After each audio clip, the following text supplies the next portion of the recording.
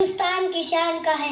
આપણી શાળાના આચાર્ય શ્રી પધારેલ વાલીગણ, મારા ગુરુજનો અને મારી સાથે અભ્યાસ કરતા વહાલા વિદ્યાર્થી ભાઈઓ અને બહેનોને મારા વંદન। હું ધોરણ 6 નો વિદ્યાર્થી દિહોરા કર્તવ્ય આજે 26મી જાન્યુઆરી વિશે થોડા શબ્દો બોલવા માંગુ છું, તો આપ સૌ મને શાંતિથી સાંભળશો।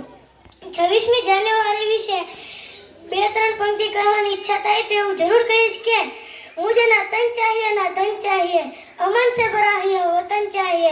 जब तक जिंदा रहूं इस मातृभूमि के लिए और जब मरूं तो तिरंगा कफन चाहिए। तो आ देश માટે શહીદ થયેલ દરેક વીર જવાનોને હૃદયથી શ્રદ્ધાંજલિ। અને હા, સાચી શ્રદ્ધાંજલિ ત્યારે જ આપીએ એમ કહેવાશે કે જ્યારે આપણે વિદેશી વસ્તુઓ ખરીદવાની બંધ કરીએ।